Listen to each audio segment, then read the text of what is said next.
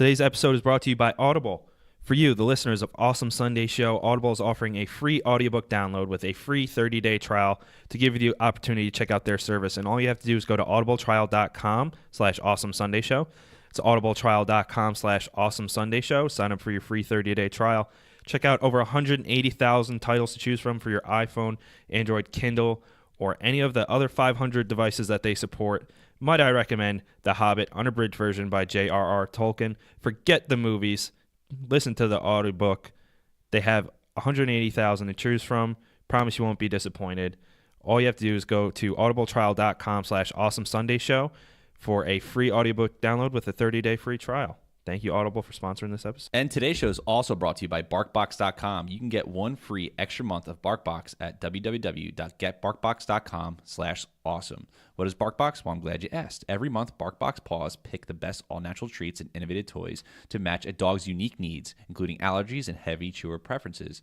All edibles are made in the USA and Canada, and 100% of the products are tested on animals. BarkBox is a great way to try different treats from local businesses, and each monthly box is also themed: New York City, Country Fair, etc., etc. And if the dog doesn't like something in the box, they'll actually send you something that the dog will love for free, because they're all about the dog's happiness, and there's free shipping on any BarkBox within the continental U.S. And if the dog falls in love with something from the box, you can easily find it again on barkshop.com or just by texting them or go on the app. So remember, if you want to nab that free extra month of BarkBox, go over to www.getbarkbox.com/awesome. You're listening to the Electronic Media Collective Podcast Network. Yeah, it's a mouthful. For more great shows like the one you're about to enjoy, visit electronicmediacollective.com. And now, our feature presentation. Oh my god, you guys. Hey everybody, it's time for the Awesome Sunday Show!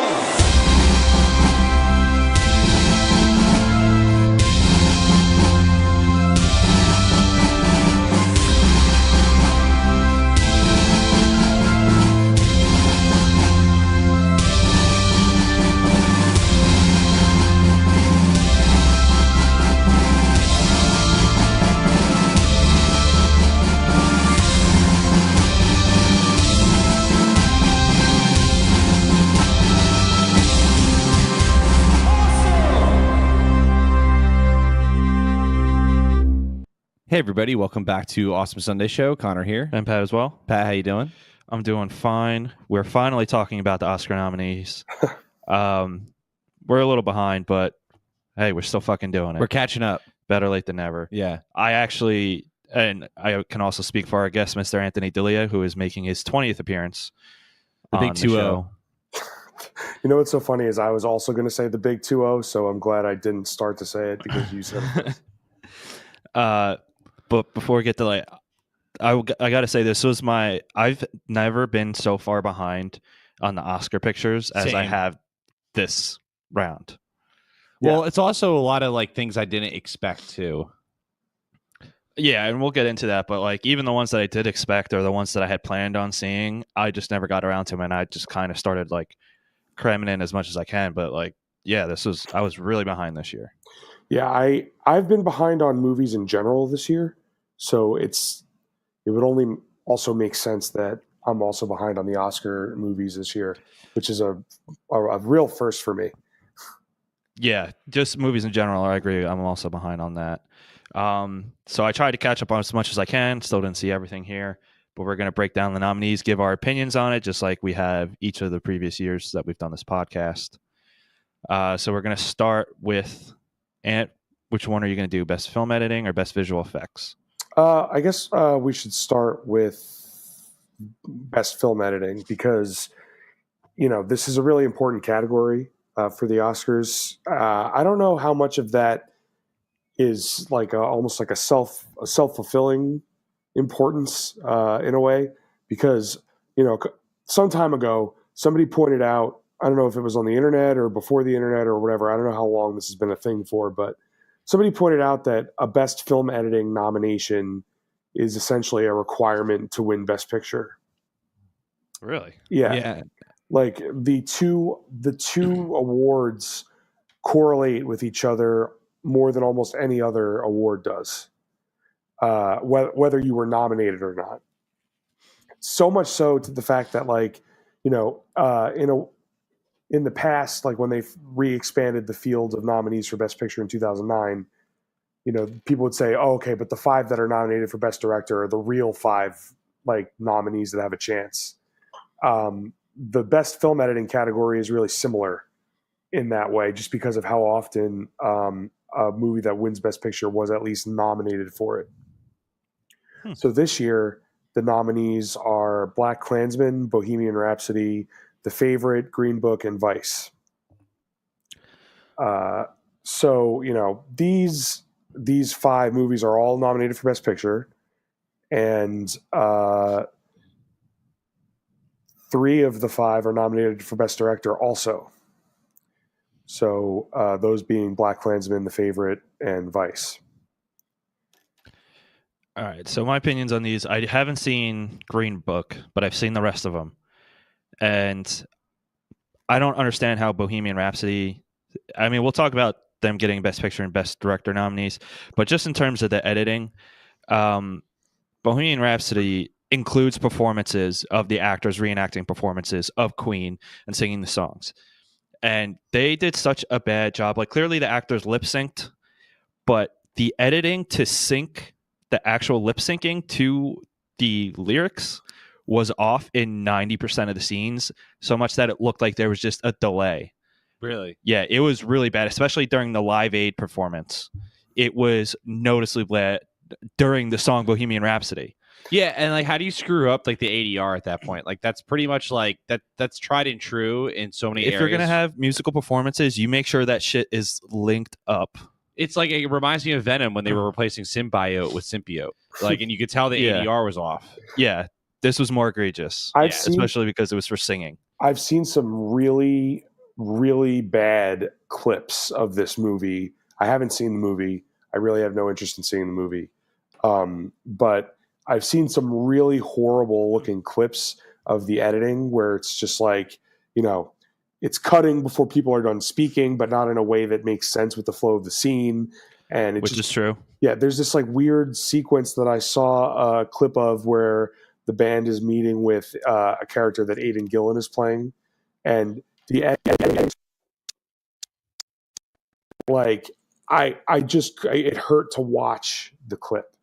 So this is kind of also where I get into my theory that best film editing has become like a self-fulfilling important category. I feel like the editors branch has got it in their heads, this whole like reputation that best film editing has as an indicator for best picture chances. And so instead of actually nominating the movies that are the best edited movies, they're nominating the movies that they want to have the best odds at winning best picture. So like, that's why you have something like Green Book, which I'm sure is edited in a very pedestrian fashion, not, interesting at all, in the same category as The Favorite, which is just like a triumph in every sense of the word, whether it's technical, writing, acting, sound, whatever. So, that's kind of my take on it, why some of these movies are in there that definitely shouldn't be. That's a good point. And I will say with Vice, I think that Vice did a good job because with Vice, they cut in footage from real world news and meetings and everything to between scenes of going over what Cheney or Rumsfeld or other characters in the movie were going against, and kind of editing it with like the real life events and real life footage, which was done in a fine way. Yeah, that, and like when you get to Black Klansman, like that movie was my favorite movie of last year. It was amazing. Yeah, it was amazing, but I guess like this goes along with your theory too to support it, that like, not that the movie was not edited poorly, it just wasn't edited in a way where I thought the editing actually stood out. Like, there was no, Godfather communion scene. Or There was a scene that reminded me of that kind of technique, that cross-cutting technique. It was the scene towards the end where it's cutting back and forth between the Klansmen at their like initiation ceremony, and then back and forth to the student protesters, and then going, you know what I mean? Like, yeah, but cross-cutting isn't new, and that's No, not but like yeah. that. But it reminds me of that sequence a lot. Or, it's like that kind of idea. My point being, it wasn't the similarity of the scenes. It was the what's the word I'm looking for? Is the caliber. Like it was like what it meant. Like what stood out for it. Like nothing really stood out as far as like that was something new. That was something that I could see being nominated. For example, like Baby Driver. Like that is editing. That's sound. Like that on a technical level, that stands out. But not every movie is Baby Driver. Also, editing also is really important to pacing as well. So, Absolutely. like, I think that the pacing in Black Klansman was pretty perfect. I mean, the movie Was. oh god, that did not feel its runtime at all. I'm going to say the favorite was much the same way, but Bohemian Rhapsody and Vice were not. The pacing for that was just all over the place and just not well done to go. So while Vice's editing was done or in what they were going for, Bohemian Rhapsody failed at that. I also think that some of the movies that should have been nominated here that weren't, Mission Impossible Fallout, Yep. was just edited incredibly well. Probably the best blockbuster of the year. And then I'm actually surprised that the editors didn't want to throw a nomination in this category to Black Panther, because it's an action movie. It's got a lot of editing tricks that it needs to do to make sure that everybody knows where the action's happening. And there was never any part of that movie where, I was confused about people's place in relation to each other. Like there wasn't a lot of spatial blindness, if you want to call it that. You know what I mean? Like for how frenetic some of those action scenes were, it was really well done. So I was surprised considering how many technical awards Black Panther got in general. It didn't get one in this category also. Yeah, I agree. All right, so moving on. Connor, do you want to do best visual effects? Yeah, best visual effects. We have some really good nominees actually this year. Solo, A Star Wars Story, Ready Player One, First Man, Christopher Robin. I almost read the nominee himself. And Avengers Infinity War. It's a really solid group of nominees. It I is. think. Christopher Robin surprised me a little bit. I mean, obviously it's because the animals are Pooh and friends are CGI, but that one I feel like didn't kind of fit in with the rest of these. It's kind of like an outsider on here. Also, I'm kind of glad this wasn't nominated, even though I'm happy this is nominated in so many other categories. Was Black Panther? I was going to say the same thing. Yeah, because as it had some pretty damn bad CGI. Yeah, and particularly the 90% of this CGI I think is great. But there are some stick out moments where I'm like, not very good. Yeah, I totally agree with that. It sucks to say because the movie was so good and it's great that it got so many nominations, but it definitely didn't deserve this one. No. And it's kind of weird to me to see Ready Player One in here. I guess it's because they're considering like the actual effect of motion capture, right? Because when I think of Ready Player One, I think of it as like a 70% CGI animated movie, right? But the motion capture technology that they used is an effect. So I assume that's why it's nominated, despite the fact that, like, you wouldn't consider like a movie like done entirely at a computer like The Incredibles for best visual effects. It's like it's not that kind of movie, right? So like I guess that one must be just entirely based on the motion capture, and like that kind of like makes me think about Lion King this year. Like, would that be nominated for best special effects, or is that going to be technically an animated movie? Wasn't Jungle Book nominated for best visual effects? It was. Yeah, so it'll go the same route. Or was that the year Ex Machina one? It doesn't matter. Yeah, but I think that Avengers has a pretty solid shot here, but I wouldn't be surprised if this one went to. The Jungle Book did win. Ex Machina was the year before. Okay, I wouldn't be surprised if this one went to First Man either, just because they did a lot in that movie to really like put you in the cockpit of the space shuttle and on the moon and all that stuff. They did a better job than Kubrick did in '69. Yeah, when he faked the moon landing. I think it's going to be Infinity War, but First Man is also like really close up there for the same reason. I could see First Man like taking it just because of how immersed the special effects make you in certain scenes compared to the entire movie being like a special effect spectacle. Yeah. All right, so moving on to best costume design, we have The Ballad of Buster Scruggs, Black Panther, The Favorite, Mary Poppins Returns, and Mary Queen of Scots. So I think this is going to be either The Favorite or Mary Queen of Scots because the Academy loves period pieces. And I didn't see Mary Queen of Scots, but from the trailers and everything, they look good. But I would say that my personal pick is The Favorite. Yeah. And I think that's absolutely right. And the reason why is because there are two films in this category that are nominated for Best Picture, and only one of those two is a period piece. So The Favorite, I think, is definitely going to take it. And I feel like the Academy really likes period pieces when it comes to costume design. Mm-hmm. Yeah, they always do. It almost never fails. The only time it doesn't go to a period piece is when it goes to like a fantasy movie like Cinderella. But what about the Ballad of Buster Scruggs? I mean, do you think that has a chance at all? Because that's one of my biggest upsets actually in most of the categories, and I'm kind of hoping that this gets something at least. I don't think if it's going to get something, it's not going to get something here. The thing that people there's almost like a corollary to the always go with the period piece rule for this category, and that's always go with the period piece that has elaborately designed costumes.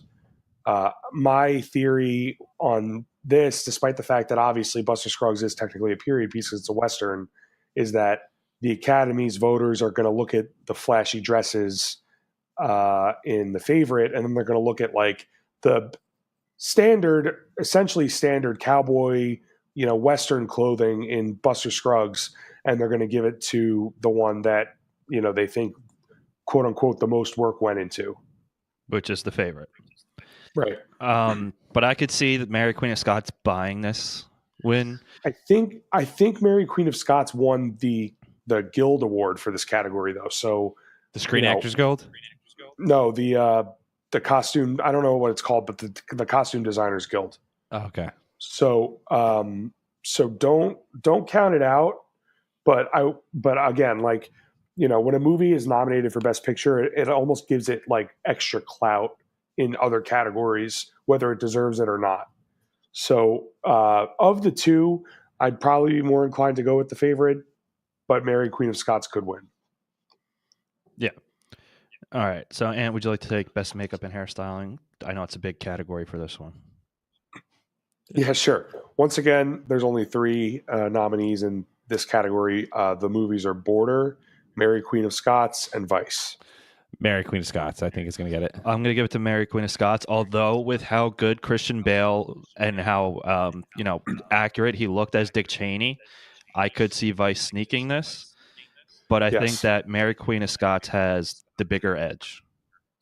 Mary Queen of Scots has the most prevalent throughout makeup work. Mm-hmm. It's like everybody, painting Margot Robbie's face to look like Queen Elizabeth, things like that, the hairdos and everything. But don't sleep on the power of the fat suit. Okay, Darkest Hour won this award last year based solely around Gary Oldman's fat suit. That's Winston true. Churchill fat suit. So don't count it out that happening again. But Mary Queen of Scots, I think, would also probably be my pick here. All right, Connor. What do you Best cinematography? Sure. Best cinematography goes, or the nominees, I'm sorry, are Stars Born, Roma, Never Look Away, The Favorite, and Cold War. I think this one's going to go to Roma, honestly. Alfonso Yes. Cuarón. Yeah, love or hate his movies, which, I mean, most of you would, I'm sure, would love him. I know Gravity has its critics, but visually speaking, he's one of the pioneers out there as far as when it comes to cinematography. Yeah. Gravity is a technical marvel, but the script was horrible. Yes. Uh, but I think that he's going to win for sure here, and I'm pretty certain it's going to be the first time somebody's ever won this award for a movie that they also directed. So that's Yeah, going I to be know. And he pretty originally wasn't exciting even the to see. cinematographer. I didn't know that was the thing. Like, that was the thing that's going to be marked. Yeah, because he served as his own DP on this one. Like Pat said, he wasn't going to originally, but he wound up, in the end, like just shooting it. He was the director, he wrote it, and the producer. So I think I could be wrong, but I'm pretty sure this would be the first time ever that's ever happened. Yeah, my guess is that it'll be Roma. Although the cinematography in The Favorite was excellent. Oh yeah, that's flashy cinematography right there. Like that's the kind that people take notice of. I'm also surprised that If Beale Street Could Talk did not get a nomination for this, because that was beautifully shot, and just it was just beautifully shot. I mean, if you saw Moonlight and how well that was shot, it was the same cinematographer, so it's just the same quality level, but with some differences to enhance the story more. I'm friggin' surprised if Beale Street Could Talk didn't get nominated for literally anything except adapted screenplay. It's a real injustice that was done to that movie. Oh my god, I have to believe it's because barely anybody got a chance to see it before the voting ended. When we get I don't know. towards the other awards, I'm going to have some shit to say about that. All right. Best production design, we got Black Panther, The Favorite, First Man, Mary Poppins Returns, and Roma. In my opinion, this has to be The Favorite. Yes. Yeah. I mean, those sets were incredible. They made the castles look, and all the rooms in the Parliament look fantastic, very flashy when they needed to be in certain rooms of the castle, but also very disgusting looking with the maids' quarters and the brothel. And really, it was just excellently done. I'd be surprised if The Favorite doesn't win this. I think First Man I would put second, but I'm pulling for The Favorite on this. I would be surprised if The Favorite doesn't win this. I don't see Black Panther having a good shot.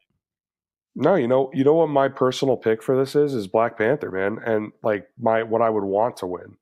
I think that the creativity on display in Black Panther is in its production design and just the way the world of Wakanda looked. It was just so original and so like imaginative, and That's true. I think that creativity deserves this win. Everything that's been look, The Favorite is an incredibly well designed production, but everything that's been done in The Favorite has been done before a million times. True. We've seen halls of parliament, we've seen palaces, ornately designed palaces, we've seen all of this stuff before. We saw the palace in your favorite movie, Episode 1, The Phantom Menace. Yes, I love that movie. Exactly. But Black Panther was something new and unique and original and exciting, and I would love for it to win. But I think The Favorite's going to win. I agree with that entire statement. All right. I'm glad he didn't end it on a racial rant, because I just said I agree with that entire statement. No worries on that front from me. Oh, we know. All right. And which of the sound ones would you like? Well, they're the almost the exact same nominees in both categories. So in Best Sound Editing, we have Black Panther, Bohemian Rhapsody, First Man, A Quiet Place, and Roma.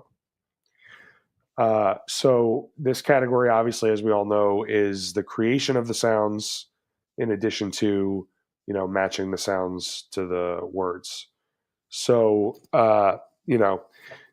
I'm not surprised to see A Quiet Place here because I'm pretty sure that the sounds of the creatures is what got that movie nominated. Mm-hmm. In terms of what's actually going to win, though, you know, I really think that it's messed up, but I think that Bohemian Rhapsody probably will win this, even though the movie that probably should win this is First Man. Yeah, I think that Bohemian Rhapsody has the best chance of winning this just because it's a movie about a band and there are musical performances in it. Well, it's not that it's a musical, but I think that it has the best shot just because of that. But I don't really have much else to say besides that. I'm pretty sure it's gonna be Bohemian Rhapsody. Yeah. Usually the rule with both of the sound categories is when in doubt, go with the war movie. Mm-hmm. But neither sound category has a war movie nominated in it at all this year. Mm-hmm. After Dunkirk won both of them last year. So yeah, I mean, I don't know. Bohemian Rhapsody, it sucks, but it's probably going to win this. Well, that's your fault. Yeah. Are we jumping right to original song or? Well, no, sound. All right. Well, then best sound mixing is. Black Panther I thought you went again. over that. I'm sorry. Oh no, it's okay. Piece of It's shit. Black Panther again, Bohemian Rhapsody again, First Man again, Roma again, and then this time they've swapped out A Quiet Place for A Star Is Born for sound mixing, and that makes sense because A Star Is Born is similar to Bohemian Rhapsody. It's like a music movie. They have to mix the music with the vocals and the songs because these are original songs, not Queen songs. The dialogue and they're on stage talking a lot. It was very easy to understand them. It was mixed really well. I think A Star Is Born was a well-made movie. It was definitely not in my top 10 of the year. But if it's gonna steal something from Bohemian Rhapsody, I think it might be this one. But I also wouldn't be surprised if Bohemian Rhapsody wins both of these. I always want to know in like movies where like they show like musicians or like bands, they never show like the sound guys doing like the PA setup or the sound check. Like I always like if I were to make a movie, like I would include all that awkwardness in the beginning. There was a sound check scene in A Star Is Born. Did you see it? No, I didn't. Yeah, there was Yeah. one in Star Is Born. There actually was. It's funny. Yeah, there was a sound check scene where he gets into a fight with his brother. Okay, but I'm talking about that, not the sound check like that has to do anything. I'm talking about like they're actually doing a sound check. No, he was in the middle of doing it, and like then his brother came out and talked to him, but it wasn't the whole scene, obviously. But Yeah. All right. Do you want score or song, Connor? Let's do song. All right. So best original song, we have. That's a lot. It's a lot of credits. Just say the title of the song and the movie it's Yeah. from. When a cowboy trades his spurs for wings. Oh, trades his spurs. I read that wrong. I'm gonna start from the beginning. When a cowboy trades his spurs for wings. Shallow. The place where the lost things go. I'll fight. And all the stars. And if I were to have an opinion okay, so I have two opinions. One that I want to win is when a cowboy trades his spurs for wings. Yes, Absolutely. yes. What I think is going to win is Shallow. Yeah, I mean, there's no reason to even discuss this category Yeah. any further. Like, it's the clearest bet of the night that Shallow is going to win this. It's been preordained since the movie came out. Yes, but when a cowboy trades the Spurs for wings, I really would love for that to win. It's not going to. It's clearly going to be Shallow. There's no doubt about it. That's one I want to win. Yeah. All the Stars is also a really good song. Yes. Yeah. This category's been over since whenever, friggin' September or whenever that movie came out. I was surprised to see a song from the Ruth Bader Ginsburg movie in here. Yeah, you'd be surprised how often documentary songs get nominated in this category. It's actually really weird. Even an Inconvenient Truth had a song in this category that year. Huh. I did not know that. Yeah. All right. So best original. Go ahead. Oh, no, I was just saying Lady Gaga's first Oscar nomination was in this category for a song from a documentary. Oh, shit. Yeah. All right. Best original score, we got Black Panther, Black Klansman, If Beale Street Could Talk, Isle of Dogs, and Mary Poppins Returns. All right. This is a great group of nominees right here. Yes. Can I just say that? It is. Like, It 100% is. first of all, but one that is missing for me is The Favorite. yes, That score was so good. And of course, Connor and I have talked about this movie. Mandy's score by Johan Yes. Johansson Yeah. should have been nominated, but it missed. It didn't qualify because it missed like 1 week or a certain amount of movie theaters that it premiered in, which is a bummer because that score was incredible. Actually, I'm sorry, I forgot to mention something for best original song. Cass wanted me to say this on the podcast that the Venom song from Eminem by Eminem. That's his favorite. That's his favorite song of the year for best original song. I remember him saying that like 100 times since the movie came out. So best original score, I think that Mary Poppins Returns will probably get this just because it's Mary Poppins. If Beale Street Could Talk had a fantastic score that was so well used in every single scene that it just enhanced the movie that much more. When it needed to be emotional, when it needed to be dramatic, when it needed to be happy. But also, like with The Favorite, there were some like very intense scenes where that violin kicked in real nice and just fit it so well. But I think that Mary Poppins Returns probably get it for being Mary Poppins, but I would love for If Beale Street Could Talk to it. See, I am really kind of at a loss for this category, like what could win. I don't know if I don't know if the Musicians Guild Awards came out yet, but you know, I feel like not enough people saw If Beale Street Could Talk. Yeah, I didn't see And it. I agree. And in terms of like the Academy's membership, and that's reflected in how many nominations it got. But I feel like Mary Poppins is a good guess for now until we see what the guild did. But you know, don't count out Alexander Desplat for Isle of Dogs because you know he's a past winner. He won last year. He won last year. The time he won before last year was for the Grand Budapest Hotel, which was also a Wes Anderson score. So you know, he's definitely a contender here. And also Ludwig Göransson. I mean, God, you know, this guy, he was, you know, a longtime collaborator of Childish Gambino. He's like becoming a big time film composer now. And he did the music for Black Panther, and Black Panther score was really good too. Yeah, it was. So and remember, and Black Panther's nominated for Best Picture. Mm-hmm. So, you know, I wouldn't be surprised if they give this one to Black Panther either. You know, I really need to see what that guild did or does. So speaking of Ludwig, guess what else he scored last year? Well, A basket. I'll tell you. Death Wish, Slice, Creed 2. Creed 2, that's it. Wait. That's the one I was thinking. That's it. Wait, there's one more. Venom. Oh no. Yep. He fucking did the score for Ludwig. Venom. I don't even remember the score for Venom. I've tried to shut that movie out of my mind. Connor watches it every day. No, I just watched the Wilhelm yeah. scream on repeat.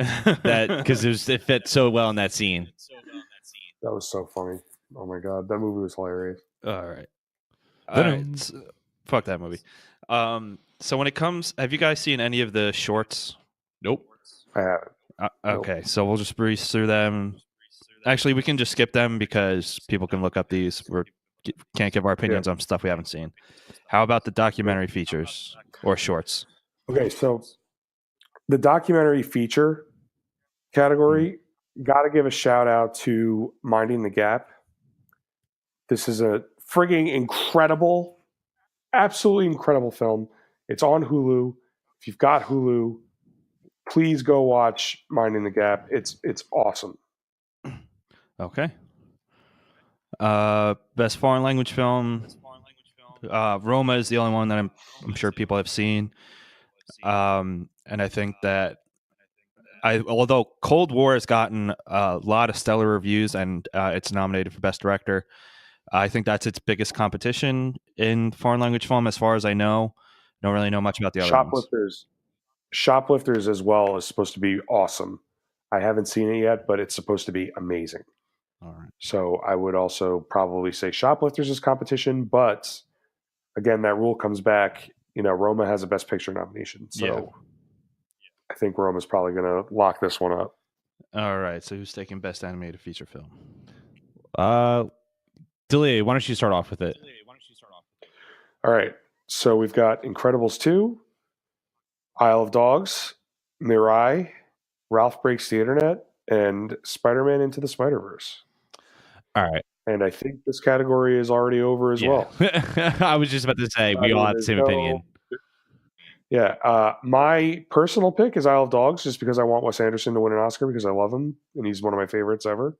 But Spider-Man is an amazing movie, and it's one of my top 10 of the year, and it deserves the win as well, and it will win.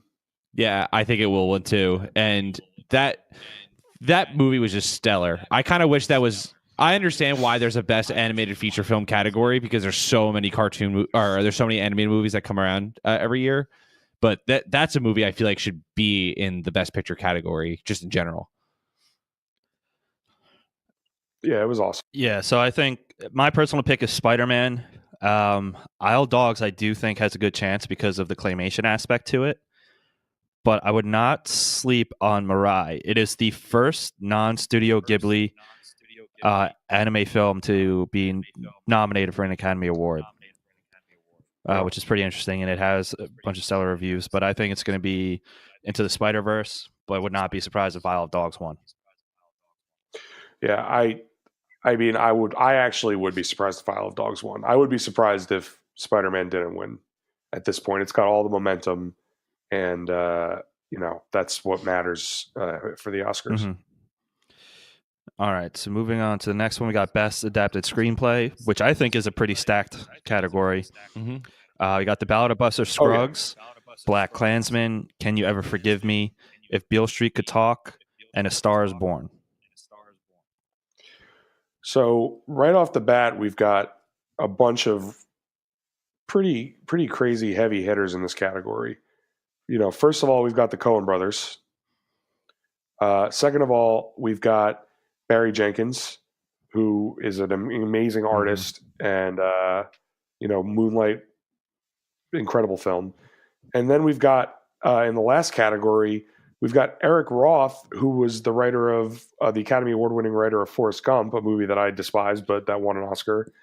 And Spike Lee is also nominated here as a co-writer for Black Klansman. So, this is a lot of really heavy hitters in this category.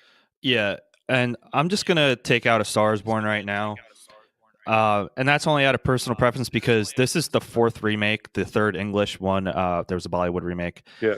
So, fuck that. It's and I think it's the second best out of the four. I think the Lucille Ball one, was it Lucille Ball or Judy Garland? Probably Judy Garland. Yeah. You think the one with Chris Christopherson or the original one? The 1954 one. Okay, Judy Garland and James Mason. Yeah. So I would love to discount A Star Is Born. And I think that this is one that If Beale Street Could Talk is going to win because since it was robbed from Best Picture and Director. Although as good as Ballad of Buster Scruggs and Black Klansman were, I think that If Beale Street Can Talk is the best movie out of this list that I've seen. I haven't seen Can You Forgive Me, but I don't think enough people know about that movie for it to win. And I think that Barry Jenkins and how well Moonlight did, and of course Moonlight won, gives them an edge in this. I can't really take into effect though, like the popularity of a movie hoping it wins, because I think The Ballad of Buster Scruggs is in my opinion, is the winner here. Should be the winner at least. I think that Black Klansman is going to win. I can see it winning. Yeah, I can see it honestly. winning too. I think that it's got the timeliness aspect of it. It's got the amazingly well done dialogue between, John John David Washington's character and Adam Driver's character, and the hilarious comedy of him, trolling essentially before trolling was a thing, David Duke over the phone. Like, it's just such a memorable script. And in addition to all of that, it's Spike Lee. It's their chance to give Spike Lee an Oscar. He doesn't have one yet, right? No, he's never actually been nominated for anything other than the screenplay for Do the Right Thing before. So this is their chance to give him his due, basically. I don't think he's going to win anything else. I don't think Black Klansman is going to really probably win anything else. So I wouldn't be surprised, except for maybe at film editing. Mm-hmm. But I wouldn't be surprised if it won here at all. In fact, I think it will win here. All right, Ant, you want to read the next one? Original screenplay? Yeah. So for best original screenplay, we've got The Favorite. We've got First Reformed, Green Book, Roma, and Vice. So Green Book, first of all, sucks and shouldn't be in this category because it's all based on a lie that a character. So okay, the story of this is actually really funny because the main character of the movie is Viggo Mortensen's character, right? Mm-hmm. And this guy Nick Vallelonga is the real life son of the character Viggo Mortensen is playing.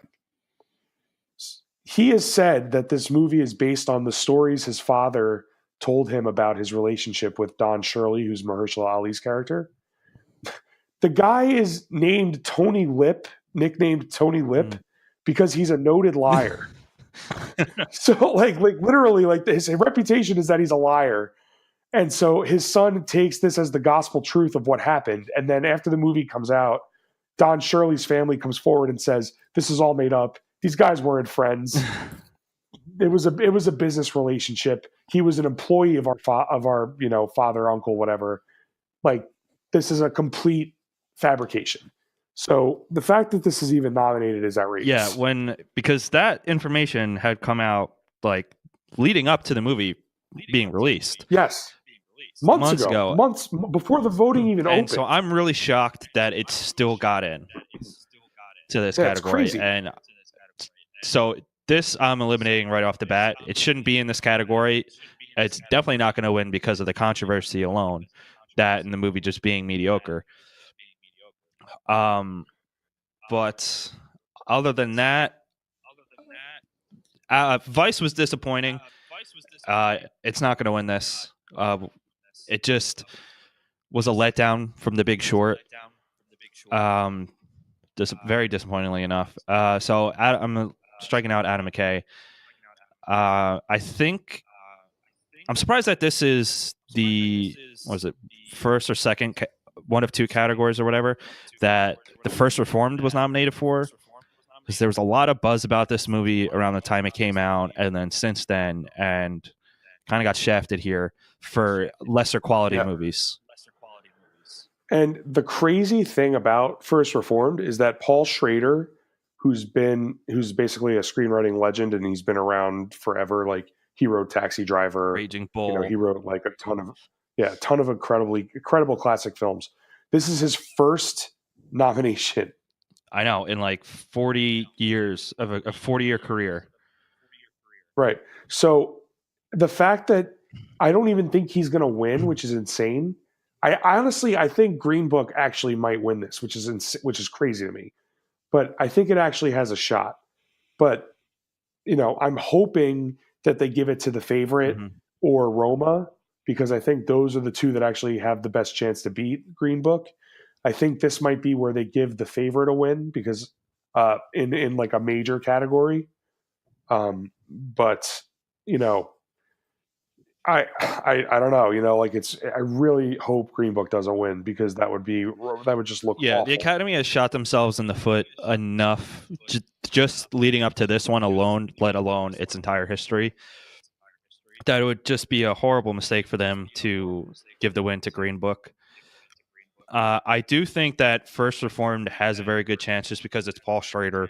It's the first fucking nomination of his career, which is shocking. And it was so well received. but I think that it's between The Favorite and Roma. Yeah. While you guys were I agree. discussing that, I was reading up on the controversy with Green Book and all around it. That's fucking crazy. Yeah. Dude, it was none of it's true. No. No. The only true thing about it is that this guy, Tony Lip, was a driver for famous pianist Don Shirley, and that's it. He has a famous penis? Yes. And don't forget, while promoting this movie, Viggo Mortensen said the N-word. Okay, so I read up on that. I read up on that too. He said it in context, like No, I know. yeah, He lamented the fact that you can't say it, and that white people can't say it Yeah. anymore, which is worse. it was like the conversation Right. was he was saying it in a sentence of why it's a disgusting word or like why why it's racist. That was the conversation. Oh, I think he wasn't. He. I thought he was saying like it doesn't matter. But here's the It doesn't thing. matter. Fuck the movie. Yeah, Yeah. The real problem is that Nick Vallelonga, like tweet. You remember when Trump was saying that Muslims in Jersey City were celebrating on 9/11? Yeah. That like why that isn't true. There was a tweet that they discovered from Nick Vallelonga where he like from 2015 where he was like basically agreeing with that. He's like, yeah, I saw it too. Yeah, like you're right, Donald Trump. Like, I was like, dude, are you serious right now? Like, what? Like, oh my god, like it's crazy. It's crazy. Yeah, it's kind of ridiculous. I just clicked on his Nick Vallelonga. He was in The Godfather and Goodfellas and Coyote Ugly. Surprisingly, I'm sure that they were just the tiniest of parts, just like his integrity. All right. Best Supporting Actor. We have Mahershala Ali for Green Book, Adam Driver for Black Klansman, Sam Elliott, A Star Is Born, Richard E. Grant, Can You Ever Forgive Me, and Sam Rockwell for Vice. Yeah, this one's all over as well. Mahershala Ali is going to win, which is kind of bittersweet because he's a great actor and I'm sure he's great in the movie. But at the same time, like, I just wish that Green Book would win nothing. See, I think that you're right. Mahershala Ali is probably the favorite for this. But I heard that I don't think it was just because of his performance. It could have just been the material he had to work with, but it was not great. And I'm hoping nothing against Mahershala. He's obviously supremely talented, but I'm hoping that he doesn't win this. If I had to pick from this list, I would give it to Adam Driver. I would 100% give it to Adam Driver. And I think that Adam Driver is owed this after Silence, because I think that Silence could have earned him that for sure. Yeah, he should have been nominated for Best Supporting Actor for Silence. And Sam Elliott was good in A Star Is Born. Was he Best Supporting Actor worthy? But Not he's my good opinion. in like almost any movie where he's supporting though. Like even in Well, Ghost no, I Rider, know. he's terrible. Like he's good in that movie. That movie's terrible. I think that they wanted to give him a nomination because he's never been nominated before. But it wasn't. It was like he was good in the movie, but like he played Sam Elliott, Yeah. in the movie. Like he was in like 3 or 4 scenes. Yeah, it Like- wasn't in it much at all. When you're, I'm not saying you can't win Best Supporting Actor for a role that's that small. Judi Dench Mahershala Ali won it for won- 7 minutes. Right. Mahershala, well, I mean, that was a ridiculous. She didn't deserve that either. But Mahershala Ali, for example, in Moonlight, deserved it. Mm. He was only in it for the first third of the movie. But if you're going to give it to somebody who was in that little of the movie, they have to have made an enormous impact on the movie, in my Which is what opinion. Mahershala Ali And- did in Moonlight. Yes. And I don't think that Sam Elliott does that in in A Star Is Born, whereas Adam Driver is clearly a supporting actor, even though he's in the whole thing. He's supporting John David Washington, both in terms of the movie and in terms of his performance. So I do think that he deserves it for sure because he was great in it. Right. And he's just a great actor in general. He's excellent. Sam Rockwell was actually a really good choice for George W. Bush, but he wasn't in it a lot, and he didn't do enough because he wasn't even the focus of of the scenes he was in. It was all about Cheney. So I'd be surprised if he won that. Connor said he wants to suck Nick Valenalago's penis. He's motioning that to me right now. But my personal pick is Adam Driver. Mahershala does have hype on his side to upset him, though. You want to do best supporting actress there, dumbass? Yeah, sure. You little POS. You. Okay, so for best actress, supporting actress. My bad. I'm all over the place today. My brain is not 100% here. Anyway, Never best been. supporting actress. Amy Adams for Vice. Marina Di Tavara for Roma. Regina King for If Beale Street Could Talk. Emma Stone for The Favorite, and Rachel Weisz for The Favorite. Okay, so Anthony and I were actually texting about this the other day. Emma Stone and Rachel Weisz were not supporting actress in this. No. And Olivia Colman technically was not the best actress because all three of them were close to being the same amount of leads. I would argue that Emma Stone and Rachel Weisz are the actual leads of the movie. Yes. If anything, if they're not going to consider them three co-leads, Olivia Colman is the supporting character. She is absolutely a supporting character. Right. The movie is about the power struggle between Abigail and Sarah. It's like you know what I mean? Like the queen is just caught in She's the middle. the pawn. So, right. So the fact that I mean, I was telling you this, we were texting about it. Like, this is probably one of the most blatant, shameless examples of category gamesmanship I've ever seen, which is something that I hate. I hate category gaming so much. Like, it happens every year. It happens all the time. Everybody does it, but I hate it. And this is probably the worst example of it. Do you shed light on us? That said, Shed some light on us? Yeah. That said, Emma Stone and Rachel Weisz were great in The Favorite. They were obviously they both gave award-worthy performances, but I don't think either one of them deserves to win because it's not right. Like, it's just not right. I agree. Anyway, I think Regina King is going to win. I think that Regina King is going to win. She also wasn't in the movie a lot, but she was spread out enough and made significant impacts in every single scene that carried over, especially the end of the movie, where I think that is what really cemented her as the front runner for this. Although I would love for Amy Adams to finally get one after 6 nominations. She was very good as Lynn Chaney. Well, I mean, she was great as Lynn Chaney because she's always great. But I think that Regina King is the front runner.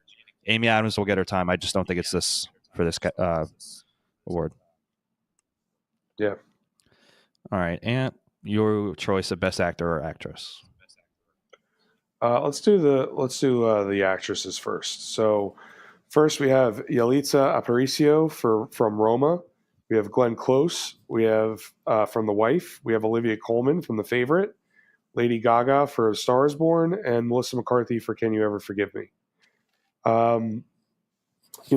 It pretty much shocked the world, the Academy Award watching world at least, that the 2 actresses from Roma were nominated.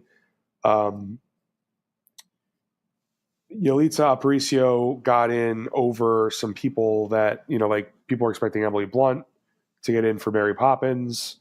Maybe a couple of other people that were on the bubble that she kind of like leapfrogged over and got into the category, which is awesome to see. But no matter what else, this was always kind of between Glenn Close and Lady Gaga. And I think that Glenn Close is going to win because the Academy will probably follow suit with all the other award shows and give her, her due. Since first of all, she deserves it. It's her time. I'm not saying she doesn't deserve it. I'm not saying she didn't give an award-worthy performance. I'm just saying that she's been nominated 7 times without a win. She's the most nominated actress that's never won before. I think that they're just going to give it to her because it's her time. Yeah, I agree. And plus, a lot of people, I mean, it was just kind of anybody who saw our stars more. It's like, oh my God, Lady Gaga's going to win. But once the award season started, Glenn Close has basically swept her.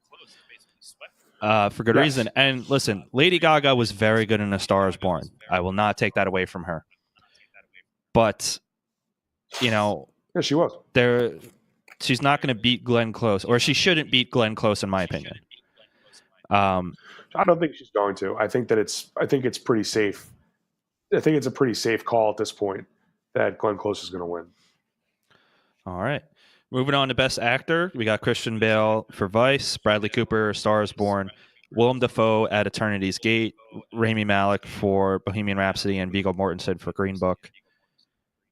Again, with another Green Book nominee in here is kind of ridiculous. I'm surprised that Ethan Hawke wasn't nominated for First Reformed. Yep.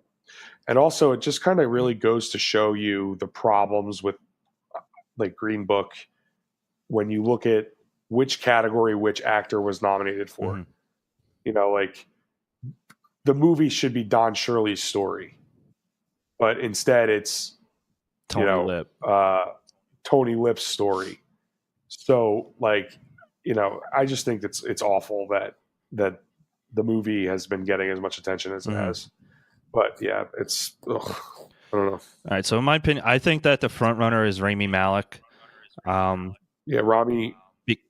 Because it's a biopic.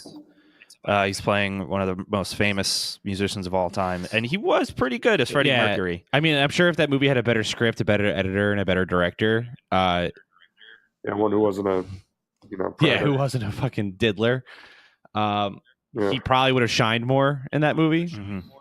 And there wasn't be so many other distractions, because I think Rami Malek was probably the perfect choice for that. Yeah, so I haven't seen Bohemian Rhapsody. Like I said, I've heard very mixed things even about his performance. Like some people I've heard said it was really good, and other people I've heard said it was just okay or mediocre or like not worth all the attention it's getting.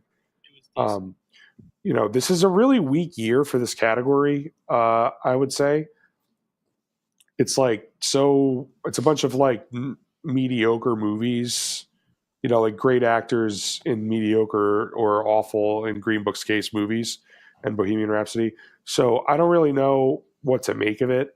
Rami has won the Screen Actors Guild Award, which is pretty, it's pretty good predictor of who's going to win this at the Oscars. But I'm hoping that the Academy wakes the hell up and realizes what it would mean to give him the award. Mm-hmm. Or to give any awards to Bohemian Rhapsody. But at the same time, most of the Oscar voters, I think, are going to be of the mentality of separate the rest of the cast from the director, which on the one hand makes sense, but on the other hand, it's like, Bryan Singer's had this reputation for a really long time. Decades. And they all still agreed to work with him. So I don't know. It's, people's individual mileage may vary, but in my opinion, that it's just not right to give Bohemian Rhapsody anything. Right. So my pick would be probably Christian Bale, or Bradley Cooper, but I really don't know. This category sucks. So, but actually, I'm sorry. Cass wanted me to tell you guys that he thought Tom Hardy was robbed of a nomination for Venom. A dual nomination. Yeah. Although I will say this, an actual robbery was Nicolas Cage for Mandy. Yes. Because I'm telling you right now, that was one of the best performances I've seen and not just a Nicolas Cage movie, but any movie of 2018. Did you see that, Delia? I haven't seen it yet. Holy fuck. It's amazing. Yeah. All right. So but Ethan Hawke, like you said, Pat, like what the hell? I know. I don't understand why First Reformed got so ignored. Maybe because it came out too early in the year. But Isle of Dogs came out that early in the year too, and it got more than just Best Animated Feature. So I don't know. I really don't know. Yeah, I think it's ridiculous. And Christian Bale as Dick Cheney, it was nothing that blew you away. In fact, it was exactly. I think he deserved the nomination because he literally was Dick Cheney. If you ever seen interviews or anything with Dick Cheney, Christian Bale fully embodied Dick Cheney in this, and so he was cold, calculated. There was not a lot of emotion to him in any way. He was sinister. He was conniving, and Christian Bale nailed that. He did. Plus, he wore a fat suit. So for following the Gary Oldman formula, I think it's going to go to Christian Bale. But Willem Dafoe is playing Vincent Van Gogh. I could see that being a surprise, to be honest. And Bradley Cooper was very good in A Star Is Born. I think he was better in it than Lady Gaga was. Oh yeah, he was good. I mean, look, he was Yeah. really good. But another thing that's never happened is no actor has ever won for a performance that they directed themselves. That's never happened before. So I don't think this will be the year that it does. Unfortunately, I think Rami's going to win. Yeah. Nothing against Rami, but fuck that. That movie was not good. No, I love him on Mr. Robot, and I think he's a great actor. But I just don't think Bohemian Rhapsody should win anything. All right, Connor, you take Best Director. Yeah, so for best director, Christ, man, I'm gonna listen to this episode and I'm gonna be like, why am I sound like such an idiot? And Q, you saying you always sound like an idiot. Anyway, best director, Spike Lee, Black Klansman, Powell Pawlikowski. Pavel Pawlikowski. Pawlikowski. I think it's pronounced Pawlikowski. Powell Pawlikowski. That sounds right. He's Polish. I think it's Pavel. I think the W. Oh, yeah, I think you're right. Yeah. If for Cold War, Yorgos Lanthimos for the favorite. Lanthimos. He's great. There he is. Alfonso Cuarón for Roma and Adam McKay for Vice. It's a really surprising category in terms of like Pavel Pawlikowski being there. I thought that I'm really happy Peter Farrelly's not there for Green Book Or Bryan Singer. That wasn't going to happen. But Peter Farrelly, I guess, was too busy exposing himself on his most recent film set to the actors and the crew to get Oh my nominated God, for did he Best do that? Director. So, yeah, absolutely. He's been doing it for years, wow. apparently. He was doing it on like There's Something About Mary, and like I think Cameron Diaz was talked about him doing it. Huh. But anyway, I think that this one is pretty safe for Cuarón to get his second Best Director win. And if that happens, and he also wins Best Cinematography, that would also be the first time that ever happened as well, which is crazy that he did that. He's so talented. I think he's going to win. I think it's pretty. The only other person I think coming close is Spike Lee. Again, because he's Spike Lee. He's never been nominated in this category before. And the movie's fucking great. And the movie's amazing, right? Mm-hmm. So I think those are probably the two front runners. We're gonna have to see what happens at the DGAs, but I think Cuarón is probably the winner here. Yeah, I think it's going to be Cuarón. I would love for Yorgos to win, just because I'm a big fan of his. Yeah, me too. I could see Spike Lee getting it because it's his due. I'm surprised Adam McKay is in this because of Vice was not that good. It was just okay. And I thought Bradley Cooper was actually going to get nominated for Best Director. A lot of people did, man. You're not the only one. I think that he should be in it over Vice for sure. Yeah, I think Adam McKay was always going to get nominated. I think that his spot went to Pavel. But I think that also Barry Jenkins should be here. I completely agree. Instead of Adam McKay, but I had to also too. Cass told me that he wanted me to nominate under his name, Ruben Fleischer for Venom. So Cass said that he was robbed of a nomination. Dude, I had no idea Cass loved Venom this much. Like this is news to me. But pre-ordered the 4K Blu-ray. Cass, what are you doing, man? All right, moving on to Best Picture. A lot of controversy in this category. We got Black Panther, Black Klansman, Bohemian Rhapsody, The Favorite, Green Book, Roma, A Star Is Born, and Vice. So right off the bat, Guys, Bohemian Rhapsody. Can I just say how? Go ahead. I'll let you go first.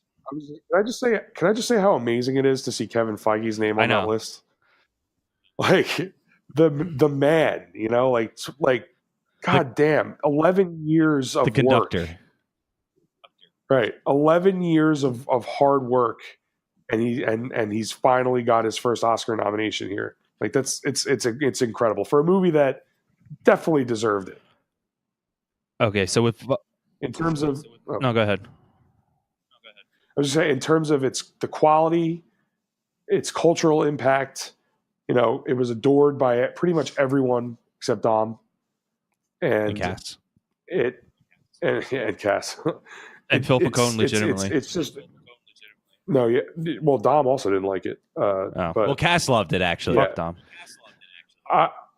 I just it's great that it broke through. I was really happy that it made it. Okay, so Bohemian Rhapsody and Vice have no business being in this. Neither is Green Book. Neither is Green Book, but in terms of just the critical reception of Vice and Bohemian Rhapsody is the 6th worst critically scored movie to be nominated for Best Picture in history, and Vice is either 7th or 8th. So of all time since the Academy started, they are 6th and then 7th or 8th, respectively, in terms of the critical scores being so low and being nominated for Best Picture. The lowest actually was the Broadway Melody, which has a 35% rating, and then The Greatest Show on Earth, which was 44%, but that had its own controversy. Both of those movies are apparently like really bad. Like when the conversation of worst Best Picture winners of all time comes up, those are like two of the first movies that get tossed out there, and Crash, because Crash is fucking horrible. And then Green Book has no business being in here. And I loved Black Panther, and I think that it got in because of its cultural impact. It was a great movie. I really enjoyed it. It's one of Marvel's best. But I was a little surprised that it actually ended up in here. And I'm really surprised that Roma's in here, not because of the quality of its movies, but because the Academy, and I mean several of the award are still shitting on streaming. And Roma is a Netflix movie. It was in theaters, I think, for like 2 weeks, and now it's just to get it qualified for the Best Picture nomination. Not only is Roma a Netflix movie, but it is also a black and white movie entirely in Spanish set in Mexico. Yeah. So, there have only been a handful of foreign language films that have ever been nominated for Best Picture before. The last one was Letters from Iwo Jima, which was the Clint Eastwood World War II great movie. film. That's a great fucking movie. But yeah, it's a great movie. I couldn't believe that they finally kind of got over their like bias or hatred against Netflix and gave Roma so many high-profile nominations, because Roma's not the first Netflix movie to be nominated for an Oscar, but it's the first to be nominated in the way that it was. Yeah. For how many? And we can't forget about The Artist, 2011. That's another great movie too. The Artist wasn't in French. It was a French movie, but black and white and silent movie. Right. Which whatever. So out of this, A Star Is Born was a very well made movie. It was a good movie. But it was just a generic movie, well made. Not to mention, it's the fourth iteration of the same story. It's just in two of the iterations, it was about Lady Gaga's character was an actress, and Bradley Cooper's characters were actors, and then in two of them, they're musicians. Mm-hmm. But so it shouldn't be in here. As good a movie it was, it's the fourth iteration or something. It didn't do anything new. It was just well done. Yeah, and also too, Cass messaged me. He said that he wanted me to mention that his pick for Best Picture of the Year was robbed. It was Venom. It's crazy how Cass knows how far along we are in the record. Yeah. It's like, wow, it's like he's in the room. But in all seriousness, I agree. Some a mediocre movie that's super well made.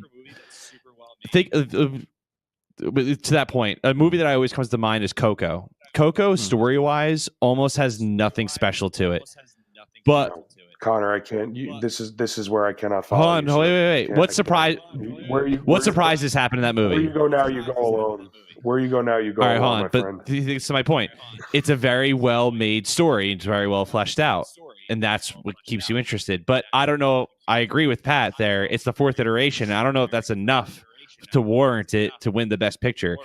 If you're going to do anything that's adapted from, whether it's from another movie, from a book, or from like a previous screenplay, Black Klansman, I don't think it can go any farther than that.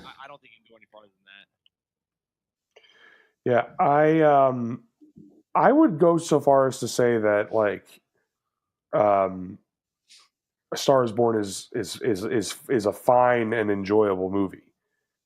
I wouldn't even call it mediocre. I think it's a little bit better than that. But No, it is a wasn't, good but- movie, but it's just the same generic story, just made well.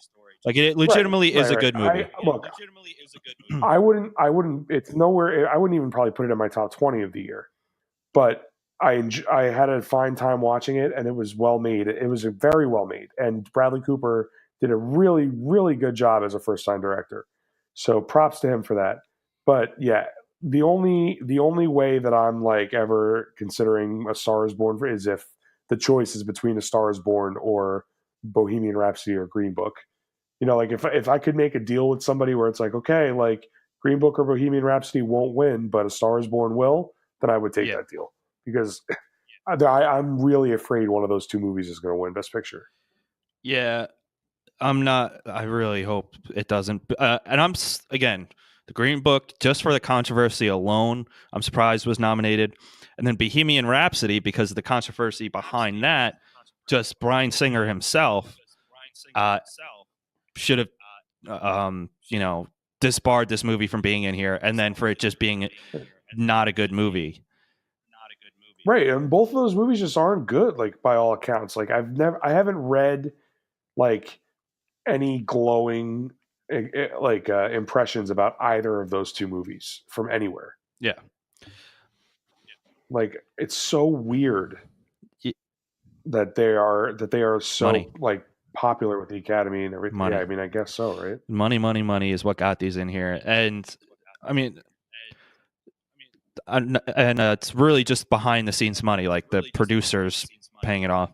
Like Bohemian Rhapsody made a shit ton of money. It made over $800 million,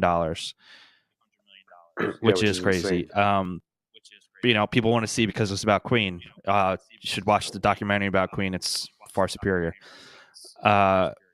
It doubled what A Star Is Born, or did just over close to a double of what it was. So I really think that it's going to be Black Klansman, The Favorite, or Roma. I think that if Alfonso Cuarón wins Best Director, he's not going to win Roma won't win Best Picture. Personally, so I think that Black Klansman actually has a really good shot at Best Picture in all of its categories. I agree with you in that analysis. I think that Black Klansman has a really good chance to win. It's a timely, like important film that is also one of the best, if not the best movie of the year. Like just objectively, it's just an amazing film.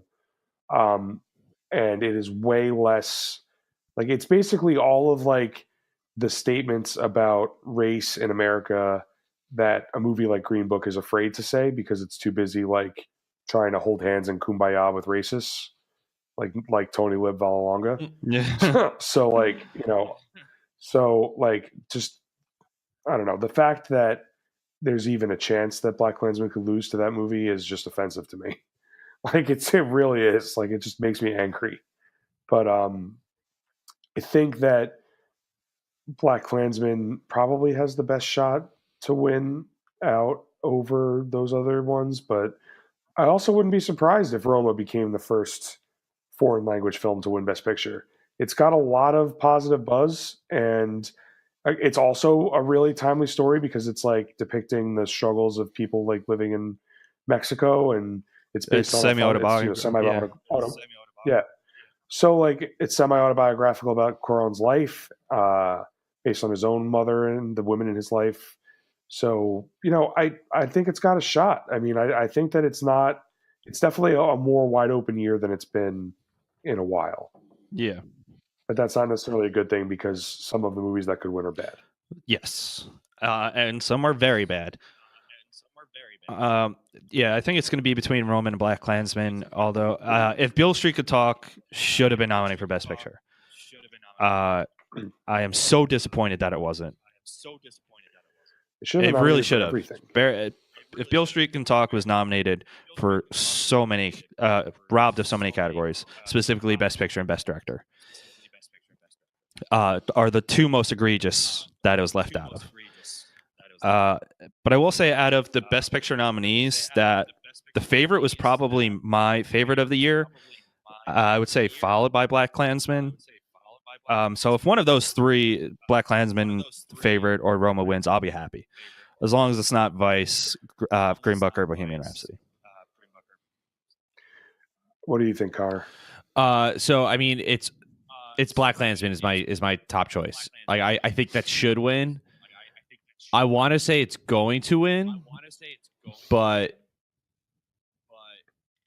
it's definitely, I don't know. I don't think Black Panther is definitely going to win, but it is a scary thought that Bohemian Rhapsody could win, though.